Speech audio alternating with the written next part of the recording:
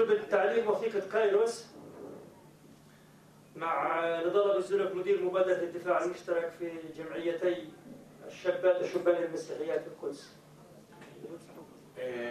أنا في عندي اقتراح إنه أحكي مباشرة بالإنجليزي. ففي عند الشباب العرب احتجاج شيء؟ يعني I'll present it in English so as to save time and save efforts of the translators. And I'll be paid by the translator in a way. Anyway, maybe it's better to tell you something about this document. This is the Kairos Palestine. It's called in Arabic Waqf al-Haq, a moment of truth. And it's available in English and Arabic. Once you leave, you can have a copy. It's also available on the internet. It's in 14 different languages, so you can just access kairospalestine.ps and you have it in these 14 languages. Soon will be in 18 languages, hopefully. Kairos Palestine was an attempt made by the Palestinian Christian lay people and theologians so as to contribute to ending the occupation and colonization of Palestine. Why the church? Because there is a theological dimension that was always being used to justify occupation, to justify atrocities, to justify measures taken against the Palestinian people. And I think you all know that there are certain theology that is being so functional in this respect, mainly in the USA, mainly in also some countries in Europe like the Netherlands, Denmark, and Sweden, Norway. Some of the churches are so much involved in justifying things, believing that the whole issue is related to the second coming of the Lord Jesus Christ. And so as to have this happen, we can easily just close our eyes from these atrocities and violation of human dignity and human rights. So this document describes the Palestinian reality under occupation. It talks about Jerusalem, it talks about refugees, it talks about the separation wall or apartheid wall, it talks about prisoners, it talks about settlements, it talks about the peace process. And actually it starts by saying they talk about peace, peace, peace, but there is no peace. So they say that there is something wrong about the whole issue here, and the theological dimension, which was always involved, could be tackled from a different perspective, from a different Palestinian Christian theology perspective, which was actually the case in this Kairos. We call this Kairos to keep reminding people of the victory made by the South Africans on apartheid, against apartheid, because they also had their own Kairos.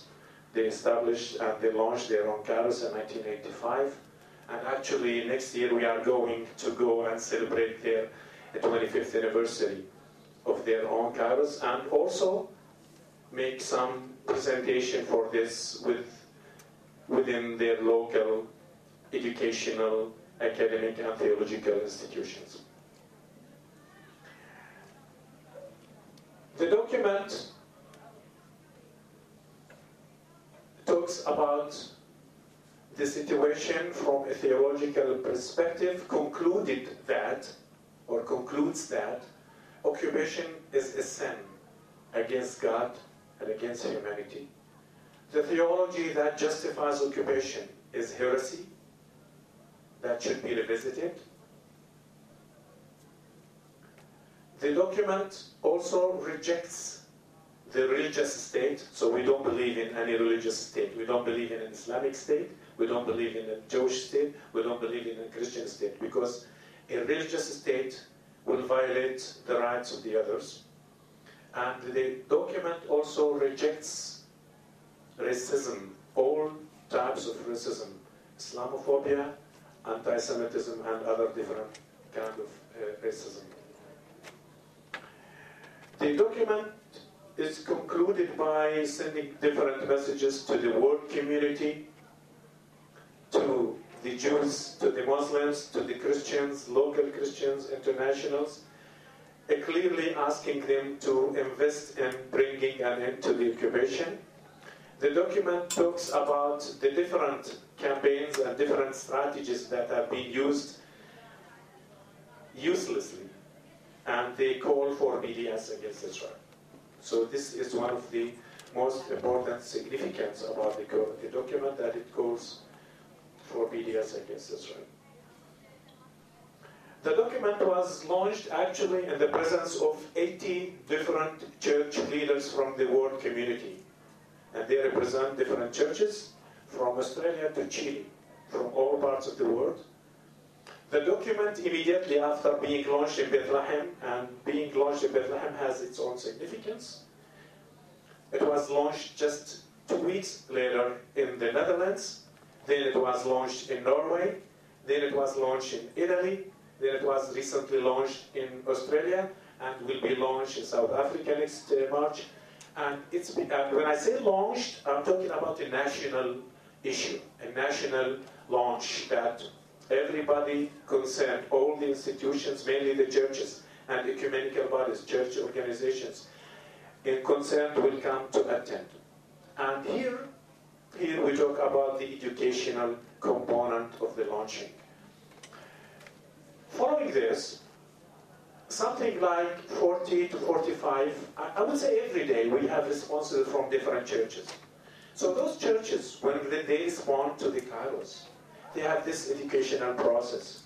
So I remember the United Church of Christ in the USA, when they discussed this within their church council, it took them 4 days to talk about the Kairos Palestine. So here is an educational issue that brought debate, discussion to the members of this council, so as to reach, and they have actually reached a conclusion in favor of this. Of course, they don't agree 100% with all the content of the Kairos document, but at least I would say all the responses made by the churches, including the Reformed Church of the Netherlands, who was very much involved in justifying apartheid in South Africa, they have developed a relatively good response on which we can build dialogue, theological issues as well with them, theological dialogue, so as to enrich their response, so as to be more and more pro-peace with justice.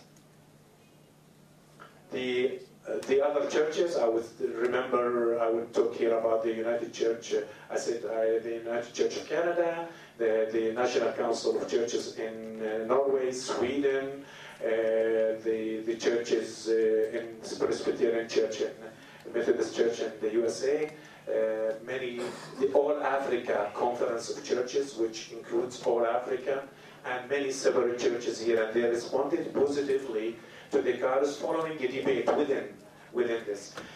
I would also here focus in the last 3 minutes left for me on the fact that this was also discussed within the Arab world.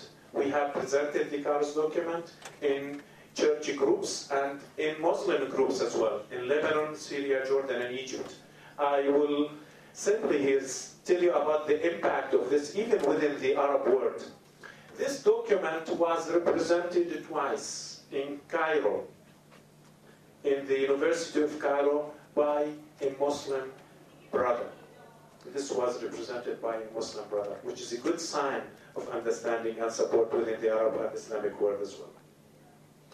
Locally, I will tell you that, proudly speaking, that we have reached an agreement with the Lutheran Church and with the Catholic Church to educate their students on this. And we have prepared the educational manual.